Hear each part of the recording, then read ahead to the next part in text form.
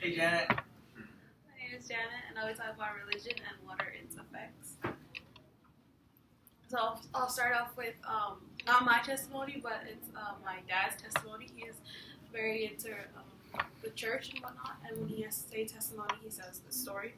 My dad used to be a smoker and a drinker, and as a result of that, he got diabetes. But then,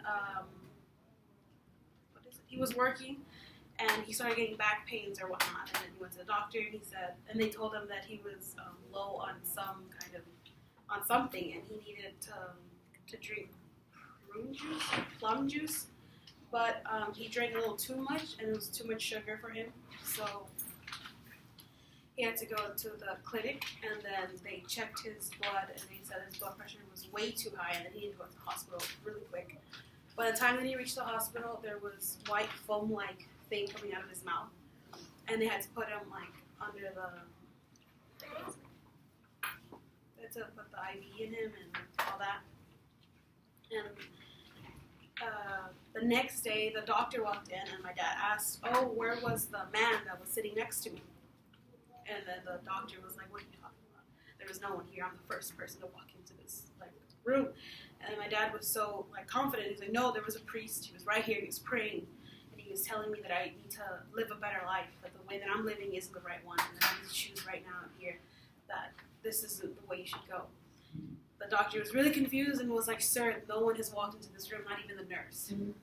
And since that day, my dad says that it was a sign from God telling him that he needs to change his ways, because or else he wouldn't be able to raise the family that he wanted to. This quote says, "Faith, it does not make things easy, it makes things possible." Luke 1:37, "But I believe otherwise. It's us that makes things possible, and faith is what makes things easier." We should be taking the Bible more as a metaphor instead of literally. Before, when I was younger, the story of Adam and Eve, I thought that Adam and Eve would literally die if they ate the apple, but that wasn't the case. It was their innocence that died. But some people believe that they were going to die, but because they didn't take the Bible as a metaphor. We're told that depending on the choices that we make, we'll either go to heaven or to hell, but yet at the same time, others are telling us that since the day we were born to the day we will die, God has chosen our paths. So even if I choose to murder someone, or if I choose to give this homeless person a piece of bread, my life has already been told. So why am I told to do the correct things when in the end, my life has been decided by God? Again, with the Bible, many people take it literally, and they go, people will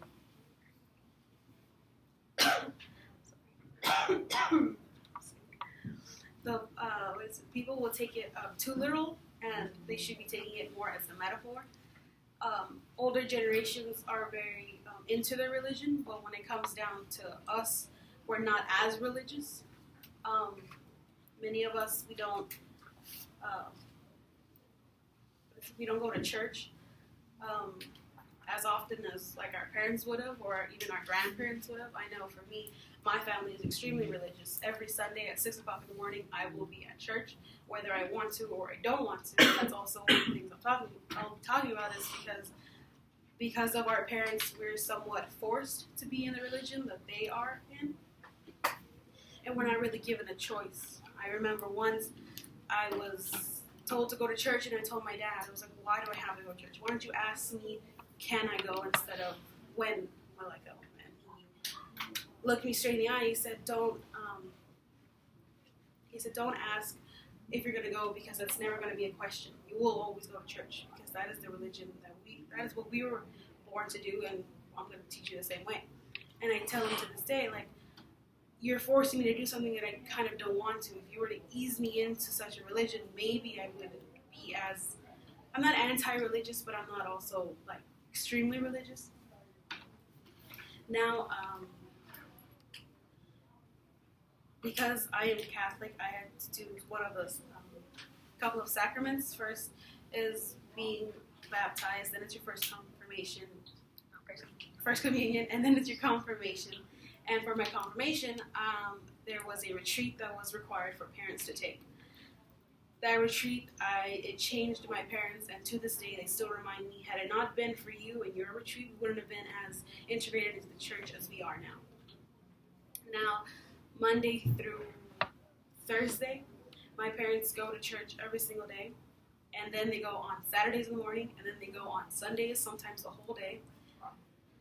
And because of that, I wouldn't say that I had the perfect family, but I didn't have as much arguing and as much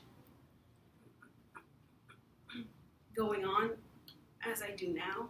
So, not that I blame church, but as me being a teenager and thinking that I know the best and what's best for me, I do blame the church, because now our family has been separated.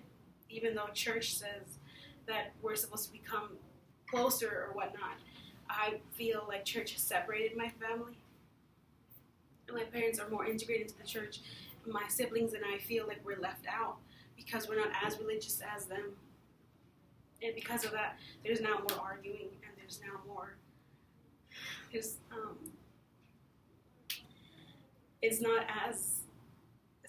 not like how it used to be, and because of that, I don't want to say I blame the church, but I do accuse it of being a part of what's happening now.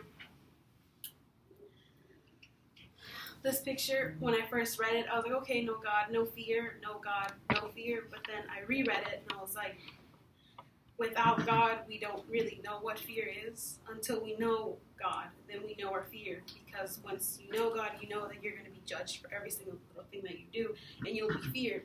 Now, us teenagers, we do bad things, and we don't feel as bad because we don't really know God. We're not being in the back of our head. We're not like, oh God, like Jesus is like going to punish me because of what I do, because we're not that integrated into like the church or whatnot. But the people that are, like our parents, that's why they tell us don't do this, don't do that, because they know God. They know that they shouldn't be doing these things. Unlike us, we're just teenagers, and we don't really know as much as they do.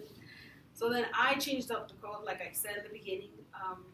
I said faith, it makes things easier, and we're the ones that make things possible.